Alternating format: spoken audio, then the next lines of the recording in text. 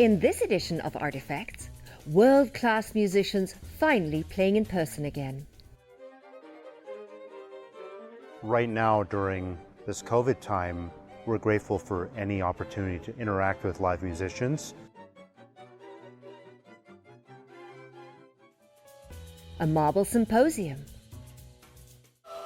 We protect the forest, we protect the river, we protect the sculptures, and we treat the stone kindly. Black and white portraits. There's no window dressing, there's no color, it's just the image, and it's the person, and it's the eyes that come through. And a modern artist compared to Toulouse-Lautrec. My artwork is kind of abstract in nature, in the sense that I'm not trying to portray a still life or like a realistic painting. I'm really trying to capture an idea or an emotion, kind of inner emotions coming out. It's all ahead on this edition of Artifacts.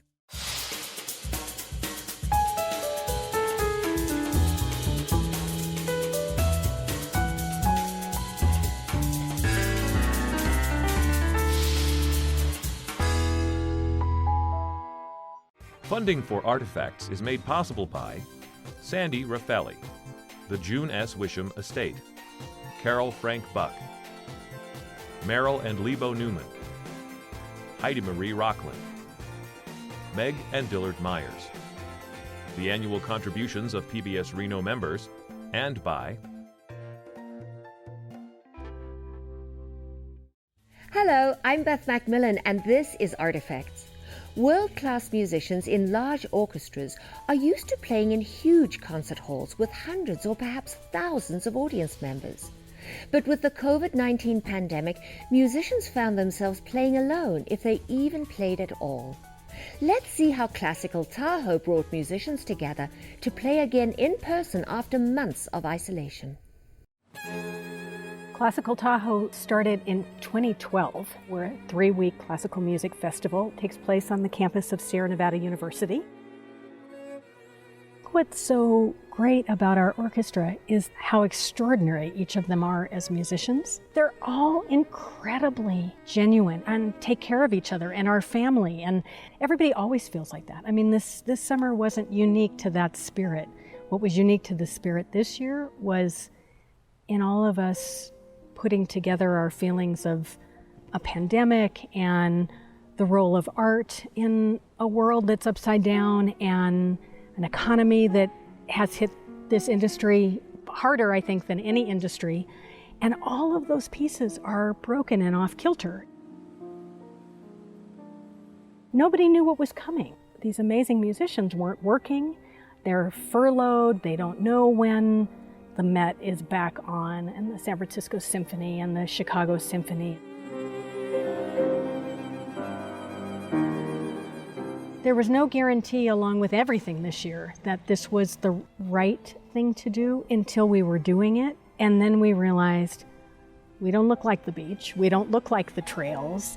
We have people, everyone's wearing masks, everyone is keeping their distance, everybody is just treating this as a blessing to be able to do something we're not picturing can be done in the middle of a virus.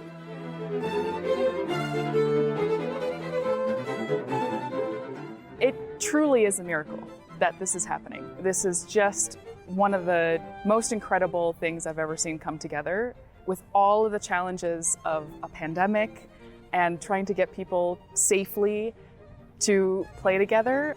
Right now, during this COVID time, we're grateful for any opportunity to interact with live musicians, as opposed to what we call distance recording, where people record from their own homes and then it's assembled later.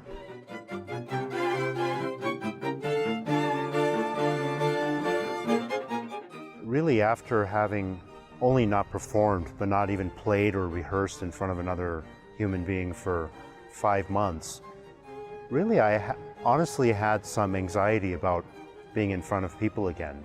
You kind of lose contact with the immediacy of what it's like to do the work we've been so accustomed to doing, in my case, for almost a quarter century.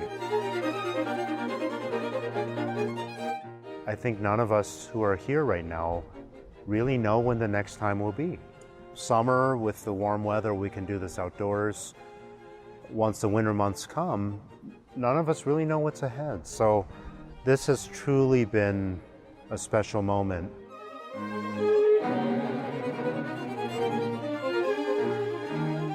These guys are thinking out of the box and really pivoting at a time when we need it most and really giving a service to the community here at Lake Tahoe. So I was so overjoyed, not only that Classical Tahoe was doing this, but that I could be a part of it. It's been pretty amazing.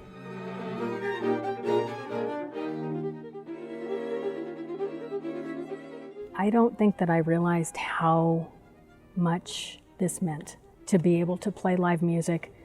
There isn't a day they get up that they don't take their instrument and sit next to somebody else and bring this sound forth.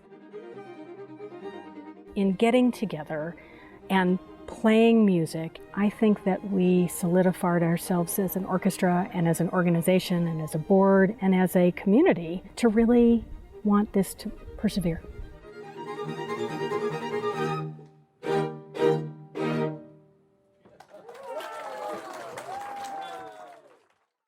Find out more at classicaltahoe.org. Up next, we travel to the Rocky Mountains to learn more about the Marble Marble Symposium in Colorado. Established in 1989, participants gather together and carve fantastic sculptures during this 8-day event. On the Earth's geological scale that's measured in eons and eras, spanning many millions of years, the brief 3-decade history of the Marble Symposium is but a blink in time. And yet what's as enduring as the luminous Colorado Yule marble that sculptors come from all over the world to carve is the seismically moving sense of place, embrace of family, and pursuit of beauty that casts its spell of marble magic. What I love about this marble is the translucency of the stone. You could see into the stone. You could see the crystalline structure. It's the most magnificent marble. It's the whitest, purest. It has a gold vein. It has a sparkle like no other marble in the world. And we love carving it. The Yule stone was so illuminating to Madeline Weiner that she became the founding mother of Marble in 1989. And she imagined a meeting of visionary people that would be fulfilling and meaningful in every detail. I came out here and I saw my 3 friends carving along the banks of the Crystal River at the Marble Fair in '77. And I was quite envious and I wanted to do it too. And that planted the seed to come up here and carve in the woods with my friends. We're moving the light around in the shadow, and that is... We named it Marble Symposium because I didn't want it to seem like a quick little workshop. I needed a bigger word. Symposium is a gathering of people and minds where they're sharing ideas. So we're Marble Symposium. Madeline has been called to sculpt ever since she was a young artist in New York City, where she was struck by the sound of stone being worked in another studio. I could listen to the rhythm of the hammer and the chisel and the file, and I always heard that shh, shh, shh, shh from the file and the ta-tap, ta-tap, ta-tap of the hammer and the chisel, and I was so fascinated and drawn to it, I had to carve stone. And she began in a traditional manner that a Renaissance man like Michelangelo would recognize, until she met some modern tool guys and found more power. In the old days when I was carving with a hammer and a chisel, the way all the maestros carved, the way all the masters carved, it's a delightful way to carve, but it's very impractical. I love power tools. I just love power tools. The big body grinder and the big chainsaw. Diamond hydraulic chainsaw definitely changed my life. I'm a tool junkie. While the woods alongside the Crystal River are still whining with diamond saws, just like the old times when marble was an active factory, there are the quieter, less mechanized moments when Madeline takes the gloves off in a painstaking but pleasure-giving ritual of getting in touch with the stone. With all this power, I go back to working by hand, no matter what. It's a tactile experience. You're using your hands. The reward of working with these tools that get you in close to the stone, nothing else but the files, the sandpaper, it's so much fun. And it's hard work, and you bleed a little. These are the fingers that wear out. Madeline's son Joshua was also smitten by the Yule stone once he split his first block at the age of 18. There's really something kind of primal about shaping a rock or splitting a rock. And when it splits, you can hear it tear. You can hear the really just exceptional sound, this hollow boom when it opens up. And it just totally lit me up for it. Once I started to refine a stone, I just was absolutely captivated. I knew that I had a lifetime of work to figure out with the material. It's so exquisite, the history of it, that it was in the ocean and got compressed and crystallized. We're able to really see what it's encoded with, the time that it's encoded with, and the structure that's encoded with. To be working it, to be chiseling it, to cut it, to refine an edge is really an exquisite sensation for the artist. And the artists who discover Marble return again and again for as long as the Yule keeps revealing its exceptional secrets. I see the same faces year after year, and new faces. And the new faces ultimately become the old faces. People keep coming here until they just can't. Marble magic, it's fantastic. I mean, we have like a 80% return rate.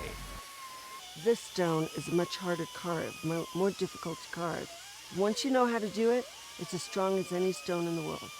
But you have to learn about this stone, which is why we're here. We bring a body of people together from all over the world. They come for this marble.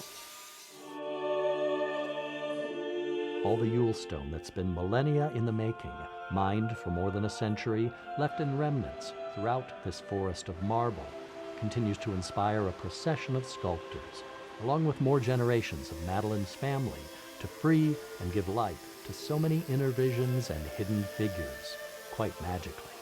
I could see it going up to marble 35, marble 40 if I live that long. I could see it going on infinitely. And coincidentally, my son Joshua is a sculptor. And he and his wife are going to step into my shoes. I am excited about being involved with marble for the rest of my life. I've been coming for 24 years out of 42, and my kids have grown up here. I have enough marble on this property to carve for 2 lifetimes easily. Easily. As long as we have people interested in carving stone, we'll keep going with marble. We protect the forest, we protect the river, we protect the sculptors, and we treat the stone kindly. And I think that that's part of the magic. For more information, visit marbleinst.org. Now let's take a look at this week's art quiz. What is the longest running show on Broadway? Is the answer A, The Phantom of the Opera, B, A Chorus Line, C, Wicked, or D, Cats? And the answer is A, The Phantom of the Opera. In this segment, we travel to Florida to meet photographer Sal Patalano.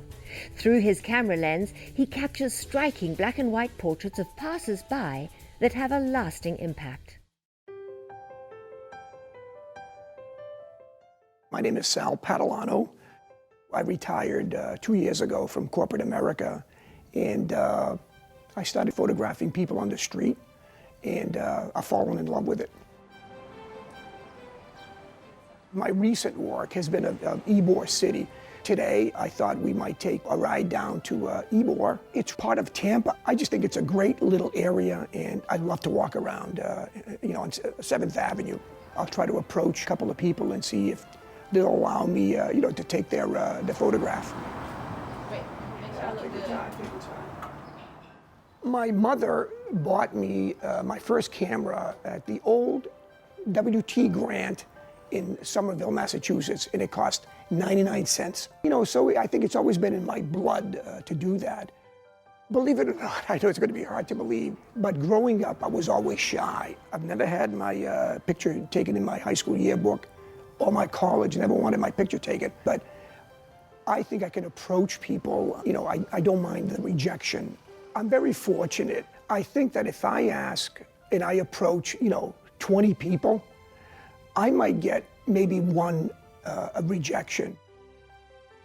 One thing that kind of, I think, breaks the ice is I tell them that, I'm retired. My doctor tells me that I have to walk. So what I do is I use my camera, I walk up and down the streets, and I take photographs of people that I meet on the street, and everybody says, that's good, And then what I try to tell them is, try to tell me something about yourself just by using your eyes. And a lot of times, I think that comes through.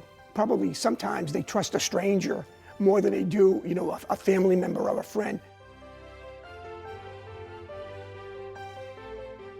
There is a photographer by the name of Ted Grant, and he was a photojournalist, and he said that when you photograph people in color, you photograph their clothes. He said, but when you photograph people in black and white, he said, you photograph their soul. And I think it's very true. There's no window dressing, there's no color. It's just the image, and it's the person, and it's the eyes that come through. The experience of just someone pulling you over and saying, hey, it's a real quick picture, that's it, and here's my information. It's cool because you don't experience that every day. So I just why not? And I mean, it also gives him an opportunity to spread more of his work out. What I do is I give him my card, and I tell him, if you send me an email, and just describe a little bit who you are, because I photograph a lot of people, I will send them, images via email, always free of charge. I never charge a penny. I have a couple of exhibitions coming up. So that's what I like to do with them. I like to exhibit them. The money goes either to a food pantry or a homeless shelter, so I don't, make any money.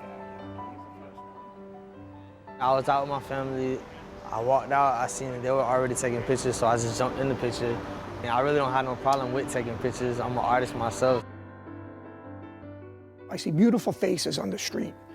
I see people that are well-to-do, and then I see people that are not as well-to-do. But I think if you look a little deeper, they're all the same. I saw this gentleman with a hat sitting a little, window in Ybor. And I first approached him one day, and he didn't want to be bothered, and I could understand. So I went back the next day, and he was sitting there, and I said, do you remember me? And he said, yeah. And I said, can I take your picture? He said, yeah.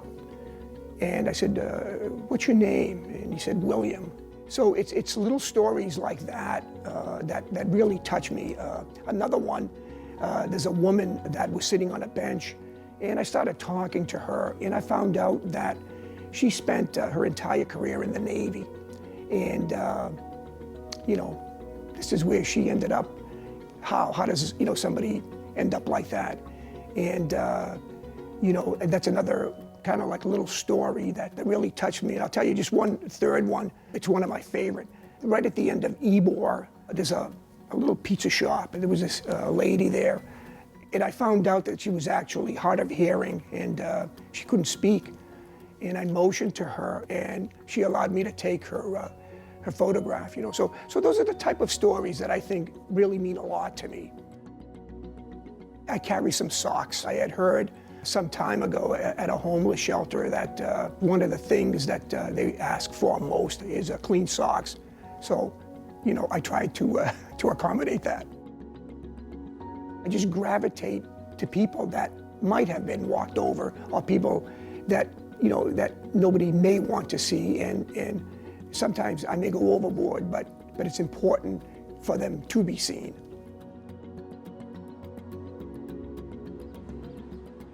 I photographed people in Florida, all the way up the East Coast, New Hampshire, New York City.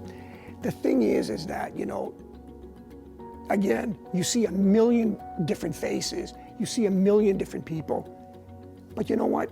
When it's all said and done, we're all the same.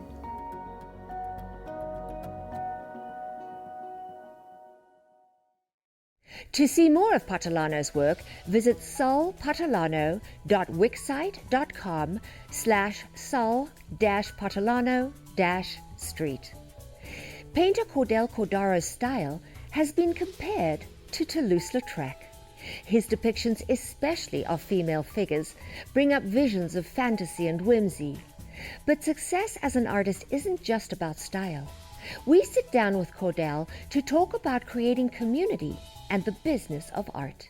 And I kind of went from being just an artist, kind of knowing I'm an artist, but not really doing much outside of just my own drawings and paintings, to really working at it, selling them, and thinking long term.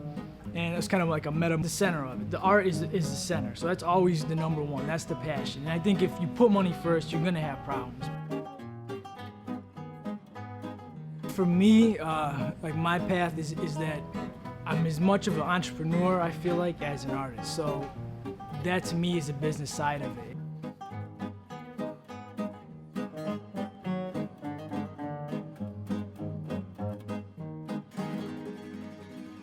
To see more of this artist's work, visit cordellcordaro.com. And that wraps it up for this edition of Artifacts. For more arts and culture and to watch past episodes, visit pbsreno.org/artifacts. Until next week, I'm Beth Macmillan. Thanks for watching. Funding for Artifacts is made possible by Sandy Raffelli, the June S. Wisham Estate, Carol Frank Buck, Merrill and Lebo Newman, Heidi Marie Rockland, Meg and Dillard Myers. The annual contributions of PBS Reno members, and by